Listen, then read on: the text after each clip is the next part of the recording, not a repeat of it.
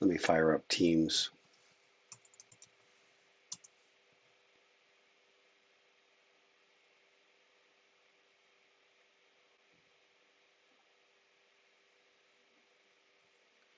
Who's got the hot mic? Alex? I think you got it taken care of now.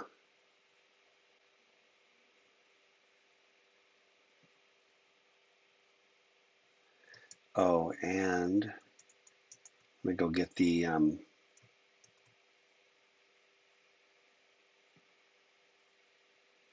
YouTube link, which I'm going to drop in on both chats.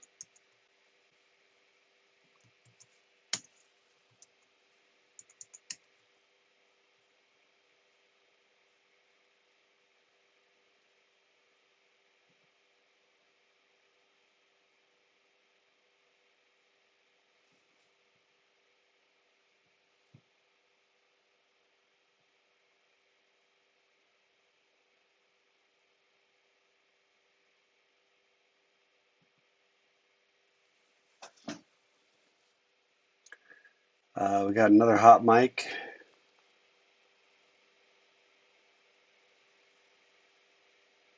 Let me see. Ashlyn, you got a hot mic.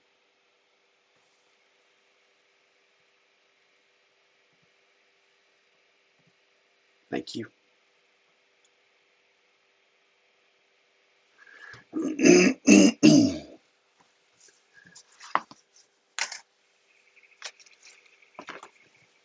Okay.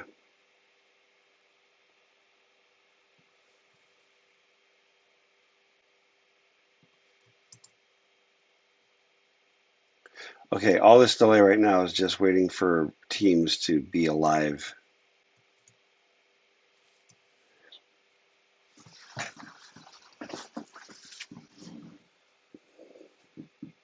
All right. Okay. Let's rock and roll. Let's see. We're more than halfway, I think, to done. Are we not? I think we are.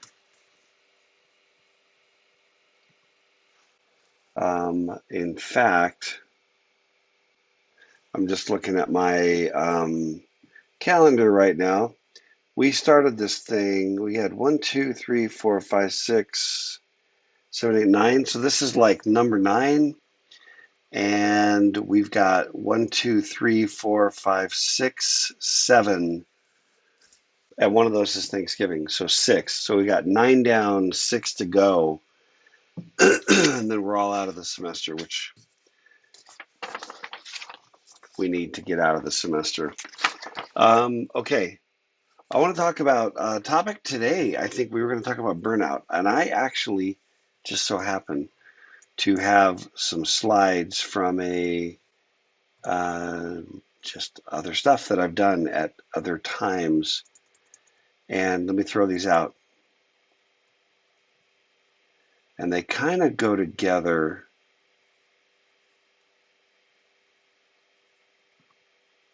Here we go.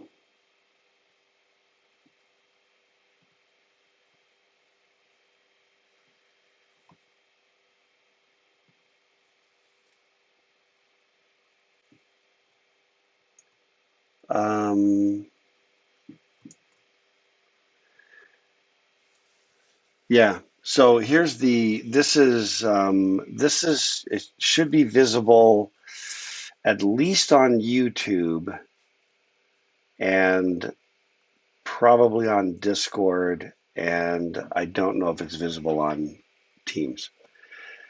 But this is from a really great, I would even say remarkable book called Dynamics of Software Development by Jim McCarthy. It's little known and never got the attention that it really deserved or the credit that it deserved. But check this out and tell me what you think. And then I have some other thoughts about it, and I'd love to hear your thoughts. Uh, and we're still good on audio, right? Everyone's still hearing me okay?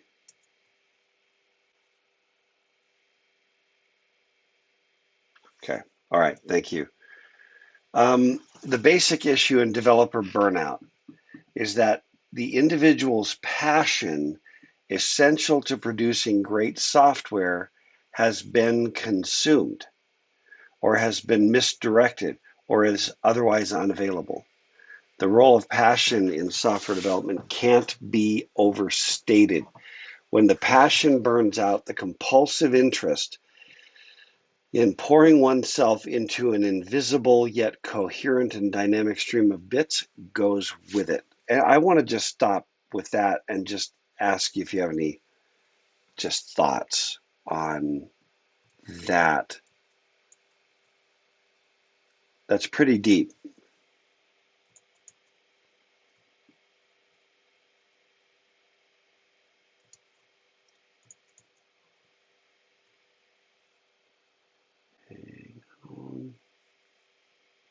Yeah, what are your thoughts? I got some coming, and you can drop them in chat. You can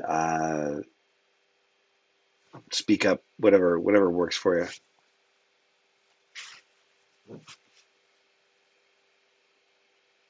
4x4, you're funny.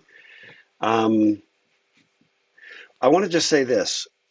We've all experienced it. I think everybody who has ever been passionate about anything has burned out probably about that thing. So where there is burnout, I've had times when I've thought, uh, like just straight up legit, didn't know if I was going to ever, like, could I ever actually work for a company again? Could I ever, am I ever going to build software again professionally? Will I ever be able to, you know what I mean? Um, what do we got? What do we got? I don't want to just be the talking head. Um, what are your thoughts?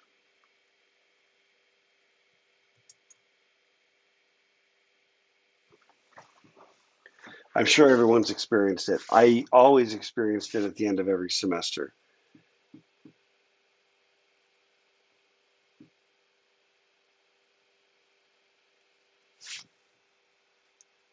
I'm just waiting for the comments to appear. Riley, I find that I lose passion the fastest when I go into a project that I've been planning for a while and hit some roadblock that makes me realize my plan and everything I've done is flawed in some way. Yeah, yeah, that's a good one. BB Goose, I've felt like doing really small programs is fun. Sometimes I feel like I get burned out just when thinking about how much work I have left to do on something big makes the anxiety bigger than the problem itself. Yeah, that's a thing. Another thing that I find that will burn me out is not getting closure. Think about that for a second. Not getting closure. I think developers need to feel closure. And when something stops you from getting closure and stops you, it's like being awakened just as you get to REM sleep every night and never getting any REM sleep. And, even though you're getting some sleep, you're just exhausted. I think there's a similar thing where especially great developers, in my opinion, in my experience, love the satisfaction. There's a sort of a dopamine rush when you simply finish something and get the accomplishment.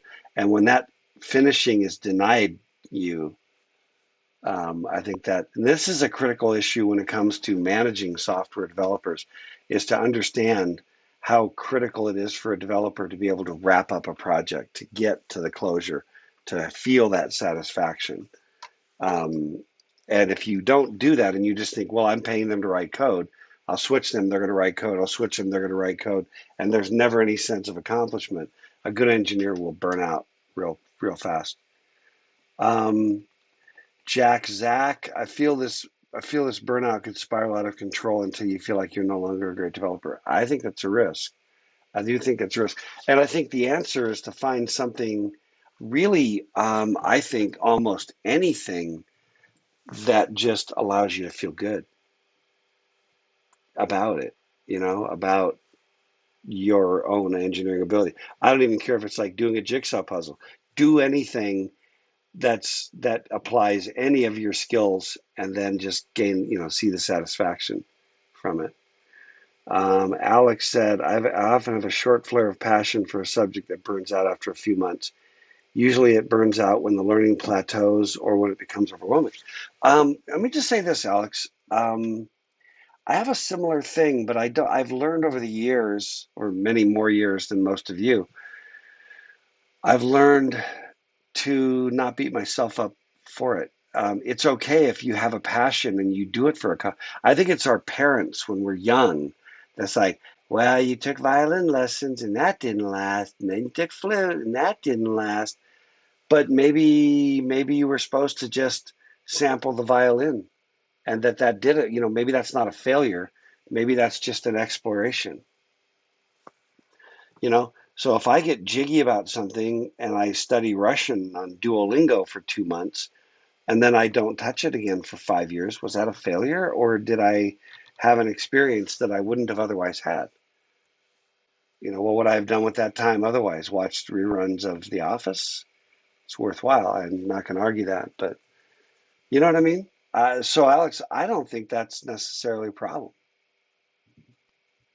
Um, let's go. What do we call it? Secret word of the day. What do we call our secret word? I don't even know what we call it. Password, secret word. What do we call it? Let's go Duolingo. Duolingo. All right. What do we call? I forgot what we even call this stupid word. And I also want to make sure that Duolingo is like capitalized properly. No, it's not. Hang on. Secret word. I am going to edit that because the L is lowercase. Duolingo. Okay. And speaking of which, I just fired up my Duolingo to see what it's. I have been delinquent on my Duo. That secret word is Duolingo. Um, Sorry, I heard a rapping on my cellar door. Um, let's see. Okay, Cassidy. I find that the little problems that I can't fix burn me out the quickest because it feels super awful to get caught up on small issues. I think they call it making mountains out of molehills. I usually think of making mountains out of molehills as being exaggerating problems beyond what they actually are. Like somebody, I don't know, they left their socks on the floor, your roommate left your socks on the floor, and you make it into a major existential crisis. But I do think that little problems that we can't fix. So I don't know, Cassidy, if that's mountains out of molehills or a different thing, but um, I do think that, well, I think it comes back to engineering satisfaction. The engineer wants to do satisfying things. So when you have a lot of little things you can't fix, I would say pick one. Like for example, I remember there's a number of like self-help kinds of things, but I remember there was this one called the Fly Lady. I don't know why she was called the Fly Lady, but that was her persona, and she was like helping like stay-at-home parents, you know. And it's easy to get really burned out when you're just doing the stay-at-home grind and maybe watching kids, and being a being a parent of small children will turn your brain to mush. I'm you know and but one of the things the Fly Lady said is if your house is a mess, then just clean your sink. Don't worry about the whole house, or just organize your sock drawer. In other words, motion begets motion, energy begets energy, and even a small amount of energy and a small amount of movement and a very small accomplishment can, I think, really have a big influence. Now, when you take the fact that we're developers, we're engineers, I think it's even more extreme when that satisfaction um, to finish things. I'm going to keep going here. These are good comments, and they spark my comments. I got a few other slides to show you. Um, BB goes, too often I get towards the end of a project and just want someone else to take the baton. Yeah, that comes down to, again, how much satisfaction do you get out of finishing. And I think that to be a great engineer, there has to be that innate satisfaction. Um,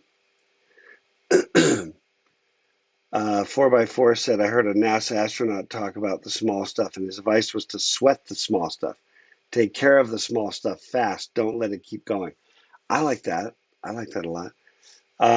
Alex said, that's why you should always make your bed as soon as you wake up and do it right. Start you off on a trajectory of action. I agree. I agree.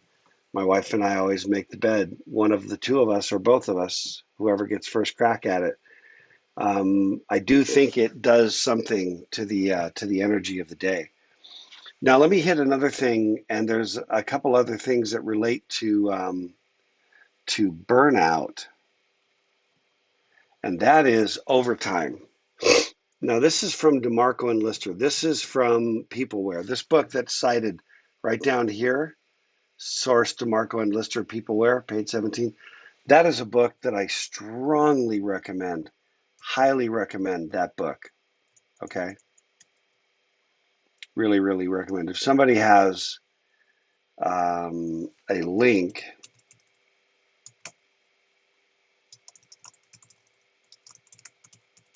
if somebody wants to drop a link in the chat, I would be much, much gratitude.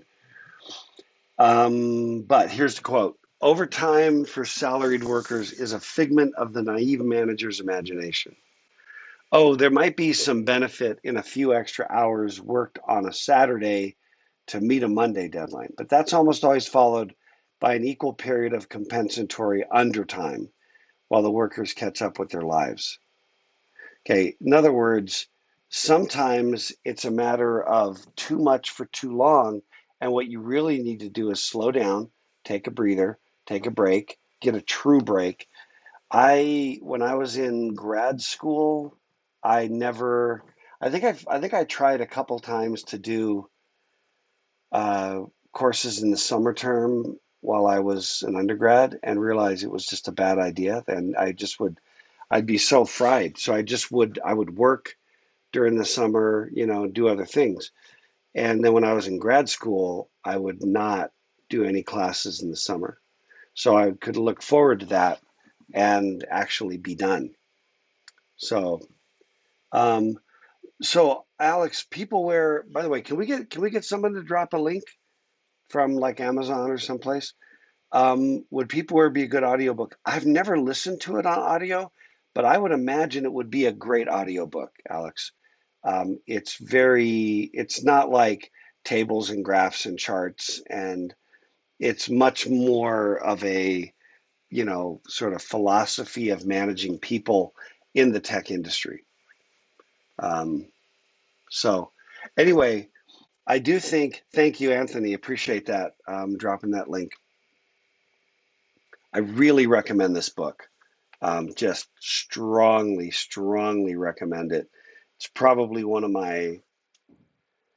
it's got to be one of my top 5 most influential software books in the tech industry, I would say. But let me give you another one.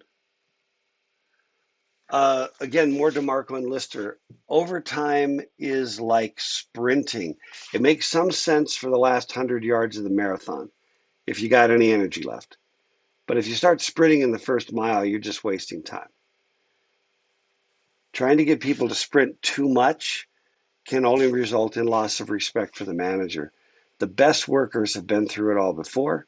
They know enough to keep silent and roll their eyes while the manager raves on that the job has to get done by April. Then they take their compensatory undertime when they can and end up putting in 40 hours of real work each week. So that I think has to do more with maintaining um, maintaining an excessive level of work. Now, understand too that the energy levels of different people vary, right? All of our energy levels vary, and there are people who can just live like that. But I think still eventually there's a point where you burn out, and other people that have a much lower level of a threshold. I don't know why those, maybe it's just genetics, luck of the DNA draw, cultural, nature versus nurture. I don't know. I truly don't know why. I've tended to be a little bit more over my career. I'm getting to the twilight of my career, but I was always a bit more high strung and jacked to work 60, 70 hours. Um, that can't go on forever. Okay. But I think I was probably on the high end of the spectrum in terms of the ability to just do a lot of stuff. Um, but the point is that this is really speaking, if your passion is such that you love to spend all that time, that's fine, follow your passion.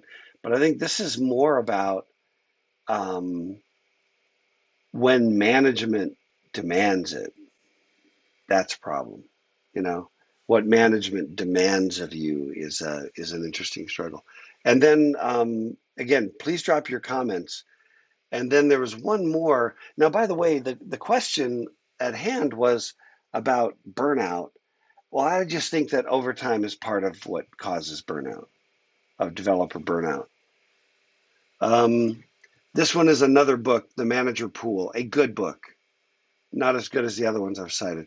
Overtime is evidence of an illness, a disease of the organization, paid or unpaid, planned or unplanned. It's a symptom of a refusal to acknowledge the true cost of development upfront.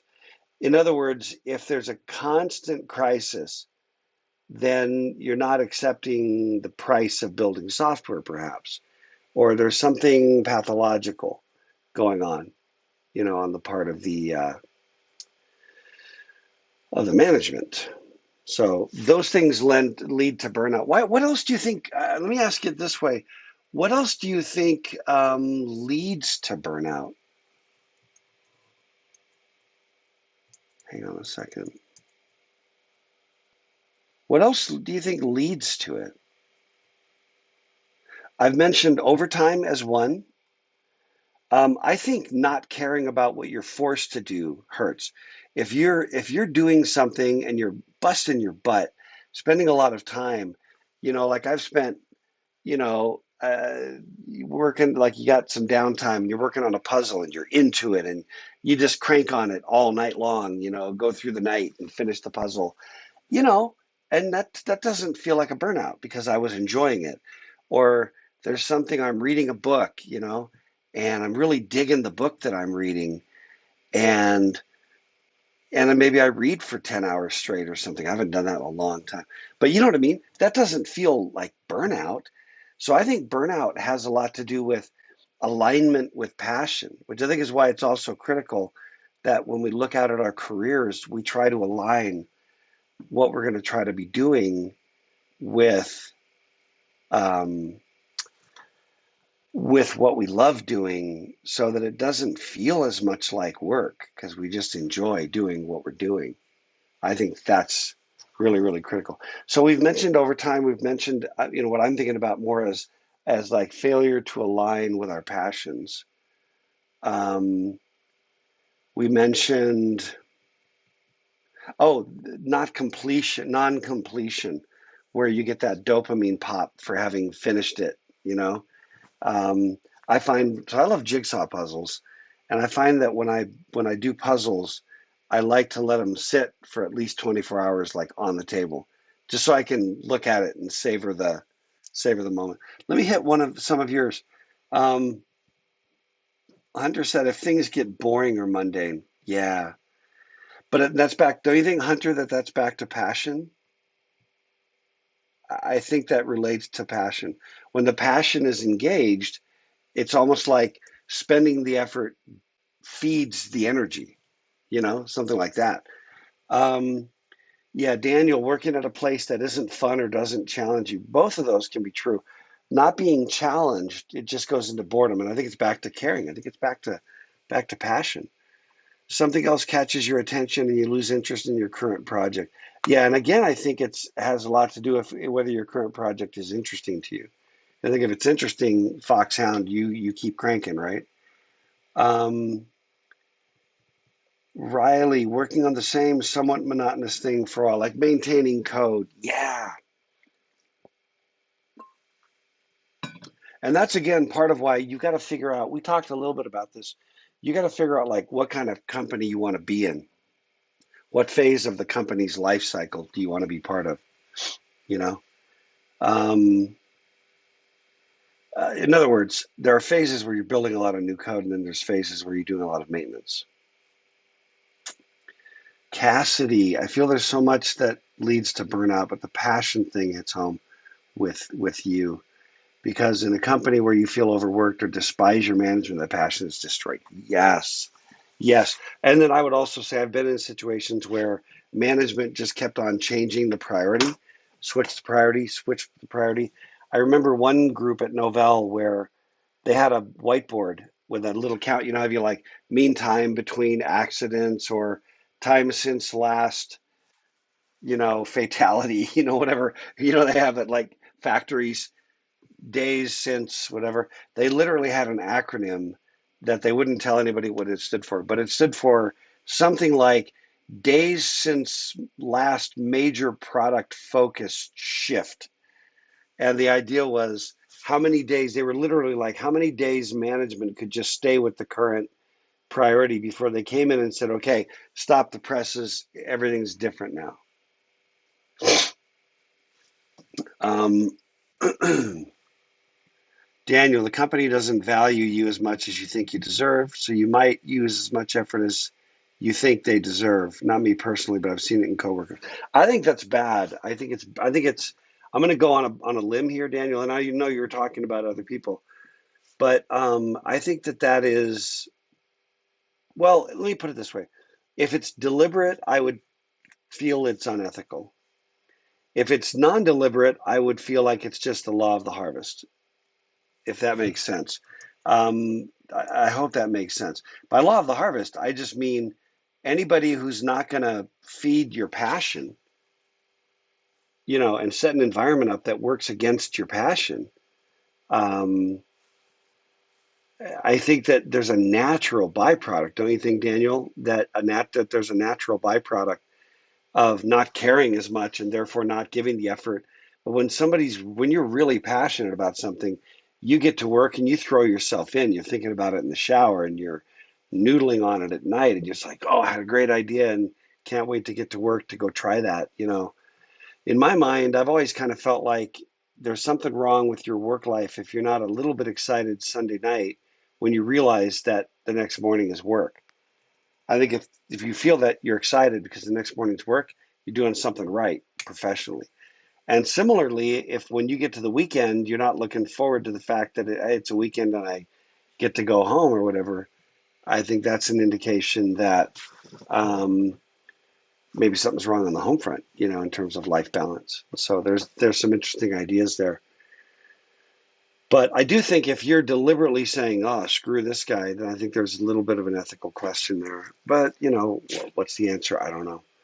Alex said the biggest burnout moments I've had have been when I finished some big project, only to look at my calendar and realize that I just have to start another one immediately without any kind of a moment to appreciate what I've accomplished. So I left jigsaw puzzle for weeks at least. Right, that same idea that like I really like I mentioned, right, Alex, leaving the jigsaw puzzle up to admire it. Yeah, and I think that it is smart in especially when it's been a big project that you have some celebration. You resonate with the little bit of that burnout that's going on because everybody's, even if you've enjoyed it, you know, you still want to celebrate it and take a break. And I remember what we used to do at Novell. We used to call it falling off the end of the world. Novell was notorious back in the day for overtime. So we would do a crap ton of overtime. And again, it's a devil's bargain, honestly. But then when overtime was over, we'd take off and go play 9 holes of golf at lunch, be gone for 3 hours, a couple hours, for weeks, you know, just to try to reset, just to try to restore, that feeling. BB Goose, for me, it's hitting a wall on something. I have a hard time feeling accomplished when I'm 2 weeks behind because I can't figure out how to fix a freaking bug. Yeah. Oh man, that's a thing. Zach, I feel like missing out on important moments in your life can make you despise what made you miss that moment. Yeah, that's right. That's right. Depends on what that means as well. I think that depends. For example, recognizing that if you're, I mean, I think, you know what I mean, Jack? I think you've got to think about uh, what does that mean? If overtime means that you miss, again, it comes back to expectations, and maybe you can clarify. If it's like your anniversary and because of something you have to work late and you don't even get to celebrate your anniversary at all with your sweetheart, then I think that's problematic. If you really love to have the day off on your anniversary, and if you want to have the day off on every birthday, every one of your children's birthdays, it depends on what your expectations are. You may have to calibrate your expectations. So I think I hope I don't think I'm saying anything overtly bad there, Jack. But maybe you can help me clarify, what that means. I'm just saying there have been situations when I've missed there's a business trip and I'm missing, kids' birthdays, or there are absolutely times in my life when I look back and I don't remember what the trip was about, but I remember what I missed for it.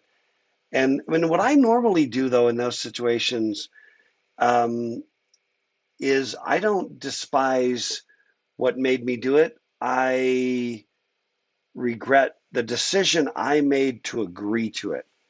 Does that make sense? I'm still kind of responding to Jack's. I think that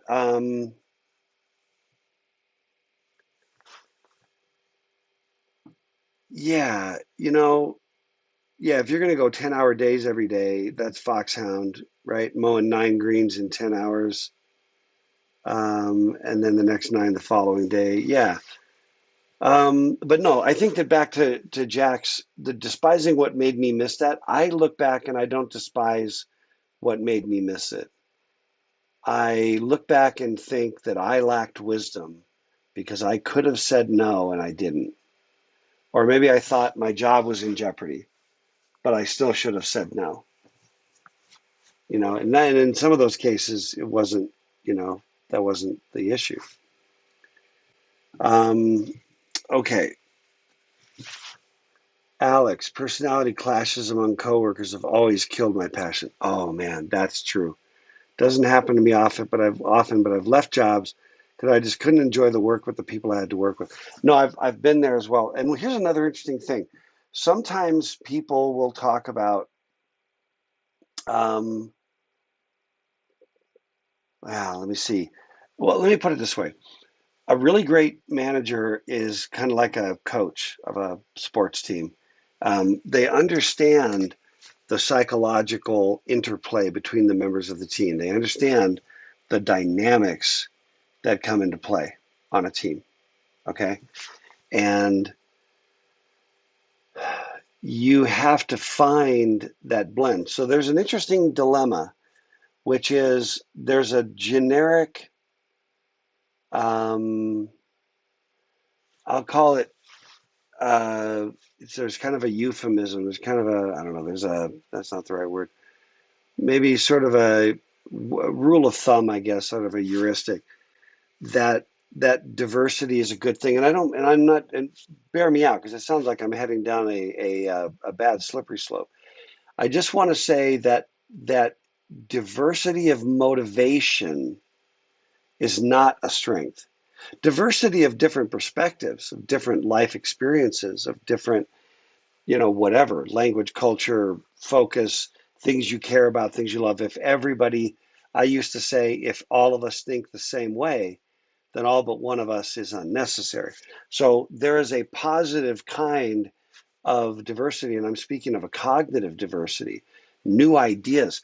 But if somebody's form of diversity is to be an a-hole, if that's what's diverse about them, if there's a gross and horrible mismatch of personalities on a team, it can be really, really bad. Getting back to whoever made that comment, um, Alex about personality clashes.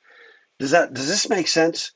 And I am saying that when there is kindness and respect, because I've seen situations where there is not kindness and respect, and I've seen some of it in the name of diversity, and like that's somehow going to be a better environment, and I don't think it is. But if you can have kindness, respect, mutual, admiration, and a kind of a sense of cooperation and collaboration and things like that, you know,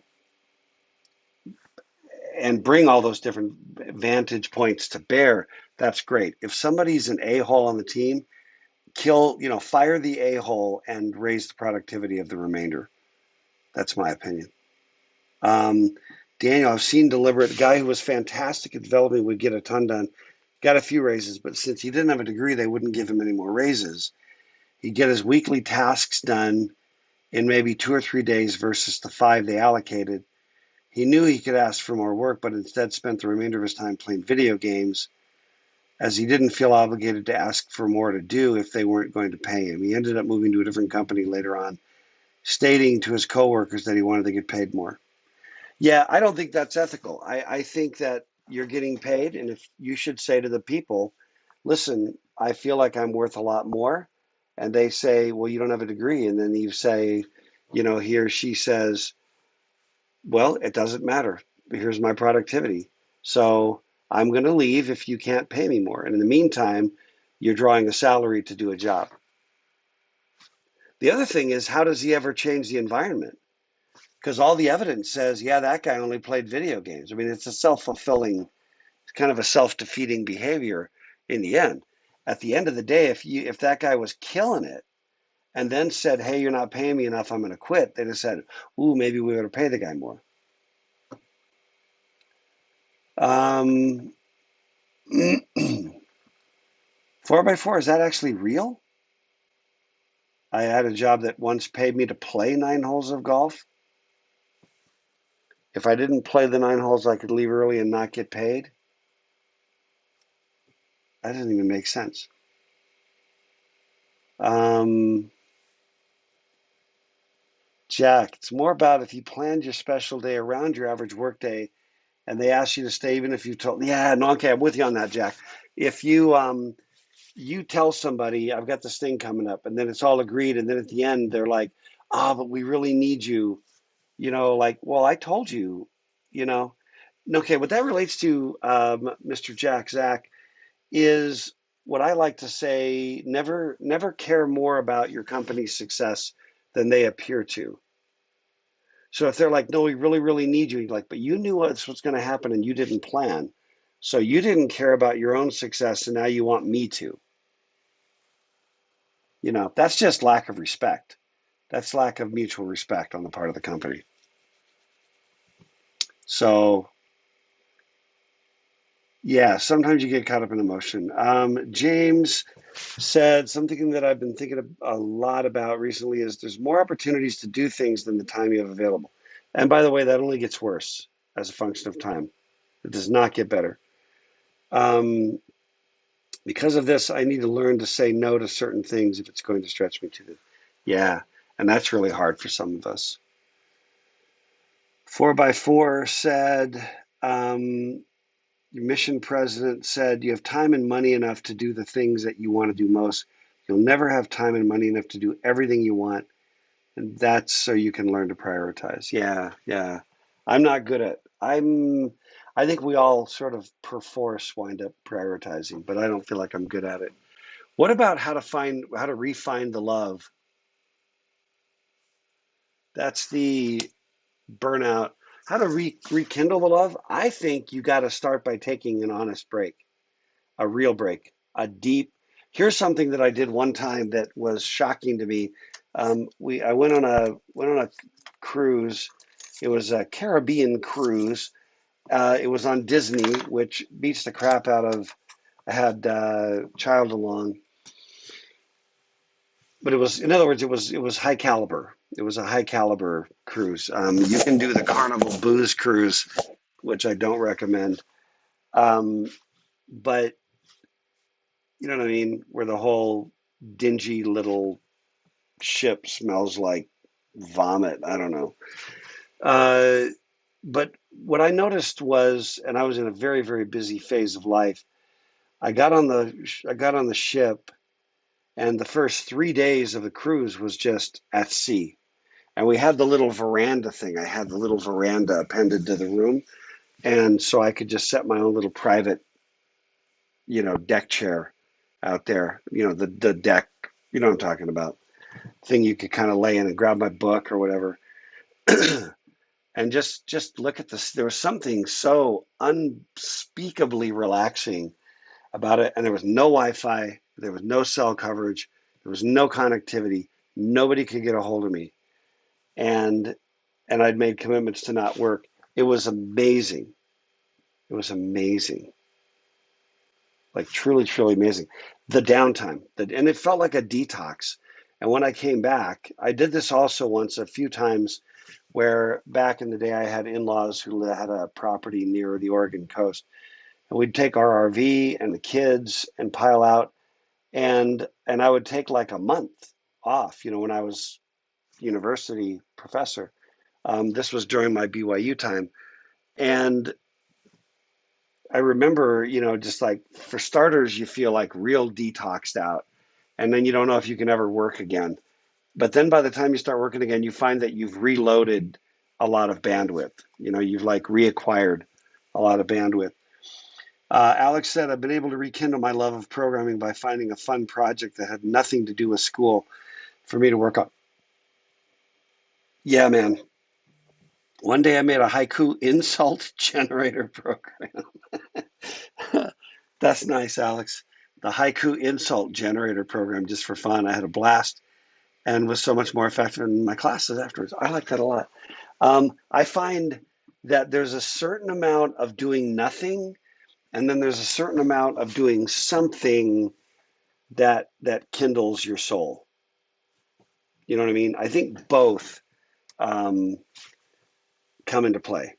You know, there is a potential that doing nothing just perpetuates the nothing. You know what I mean?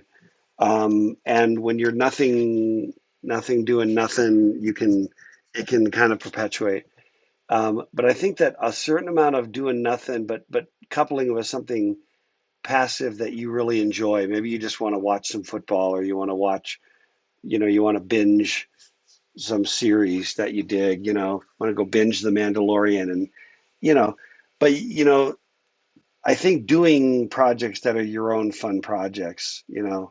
Also, I think that helping other people, it's a little sometimes feels counterproductive. You feel like I got to go help somebody else, and you're like, I'm too tired, I'm too beat. But there's something energizing about getting outside of yourself. You know, there's a lot of and I'm not talking about clinical depression, but there's a lot of depressing times that can be mitigated by getting outside of ourselves and just serving somebody else somehow, even if it feels a little bit sacrificial. You throw that out. Um, but I also think on this refining the love for programming and not just doing the grind, I think that interspersing. Another thing I do um, is intersperse. Ooh, let me talk about two things. One is interspersing accomplishing actual things. Like, let's say, for example, you've got 10 things to do this week and two of them are really big and ugly and you don't want to do them. You can actually, like, say, I'm going to do this one thing I do want to do for a half an hour, that I'm going to pause it, and then I'm going to go do the other thing I don't want to do for 2 hours. And when I finish my 2 hours on that, I'm going to pause, knowing that I get to go back to this other thing. Does that make sense? I feel like sometimes the energy of the one activity that's satisfying and nurturing to us feeds into the energy of the other one. Now, there's a related one. There's a great video, and I'm going to find it real quick. It's John Cleese on creativity. I'm just going to drop the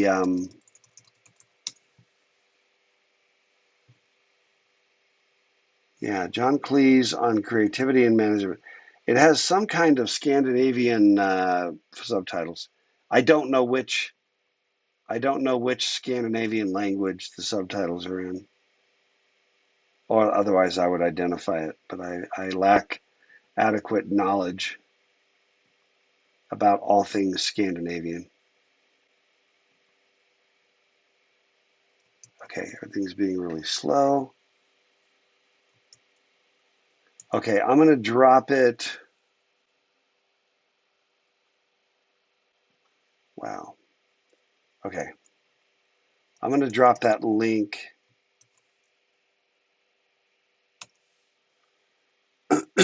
in Discord.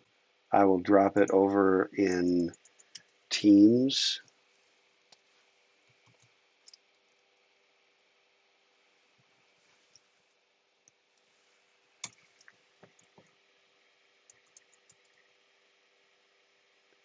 Okay. In John Cleese's talk, he talks about. I'm going to give you some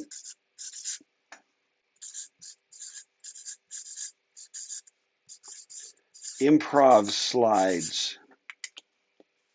Okay. He talks about the open mode and the closed mode. Okay. The open mode is the creative. It's sort of like the part where you're kind of like taking the world and you're just resonating and writing and throwing ideas in, and it's brainstorming and it's creative. And then there's a closed mode where it's more just kind of like grinding, more kind of plug and chug. Well, most of us, when you get a flow going on the plug and chug, you can do it. But flow on the open mode is harder to come by. The big problems get solved in the open mode. Design happens in the open mode. The big creative tasks happen in the open mode.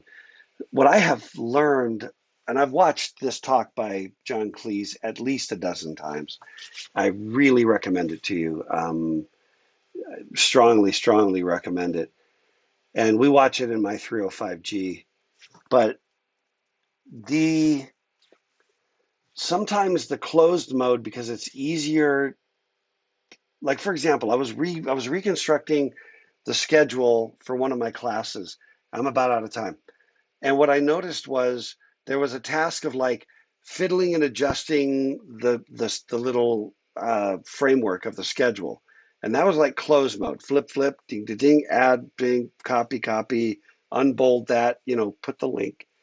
And then I had to think about like, how do I like the readings that I've got here and what should I do about it?